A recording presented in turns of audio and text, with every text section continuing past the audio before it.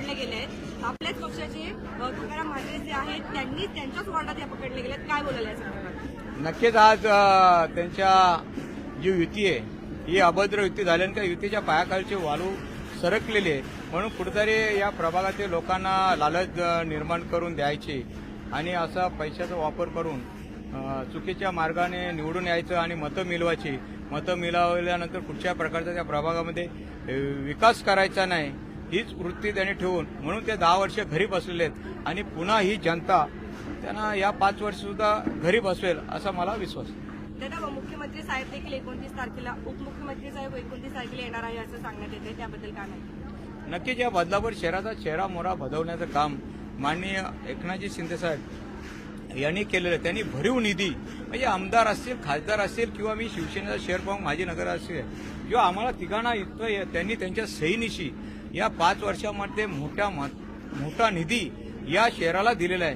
म्हणून आज या शहराचा चेहरा मोहरा म्हणजे सर्व काँक्रिटीकरणाचे रस्ते असतील, स्ट्रीट लाईट असतील, इथले उद्यानं असतील ही त्यांच्याच माध्यमातून त्यांनी व्हिजन ठेवून या बदलापूर शहराला पैसे दिलेले आहेत आणि त्याचा चांगला उपयोग आम्ही या शहरासाठी केलेला आहे. म्हणून गल्लीगुळीचे रस्ते आज हे काँक्रिटीकरणाचे तुम्हाला झालेले दिसतात आणि म्हणून त्यांचे विचार मांडण्यासाठी ते बदलापूर शहरामध्ये 29 तारखेला येतील आणि नक्कीच अजून बदलापूर शहरामध्ये जे वामन म्हात्रेच्या मनातलं जे व्हिजन आहे बदलापूर शहरामध्ये त्या व्हिजनला नक्कीच ते प्राधान्य देतील. मुख्यमंत्री आले होते, भाषणादरम्यान अनेकांनी त्यांना शिक्षा देण्याचा प्रयत्न केला, परंतु त्यांनी कशावर न बोलता फक्त विकासावर.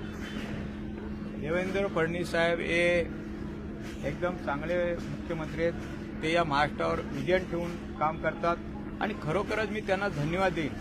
जे मी गल्ली गुल्लीमध्ये विजन ठेवूनच त्यांनी जे जे प्रश्न त्या ठिकाणी उपस्थित केलेत तेच प्रश्न तुम्ही माझ्या प्रत्येक भाषणामध्ये बघा. तेच मुद्दे घेऊन मी या बदलापूर शहरामधल्या सर्वसामान्य लोकांची मतं मागतो आणि हे फक्त आमच्यावर टीका टिप्पणी भ्रष्टाचाराचे आरोप करतात आणि वेगळं खोटं नेरेटिव्ह पसरवायचं काम करतात. तर नक्कीच यांनी 25 वर्षामध्ये राजकारणात घालवले तेव्हा यांच्यावर कुठच्या प्रकारचं विजन नव्हतं. गणेशजी नाईक साहेबांनी सांगितलं की मी एक नवी मुंबईसाठी स्वतःचं धरण केलं आणि आज 24 तास त्याला पाणी भेटतं.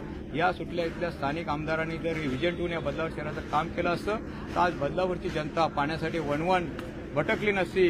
पण वामन म्हात्रे यांनी पुन्हा विजन ठेवून या शहराचा 2011-6 पासून विकास केलेला आहे आणि जी पाण्याची चणचण होती त्यासाठी सुद्धा शिंदे साहेबांनी 240 कोटी रुपयाचा निधी उपलब्ध करून 2056 सालापर्यंत पुरेल एवढं पाणी आम्ही उपलब्ध करून देणार आहे.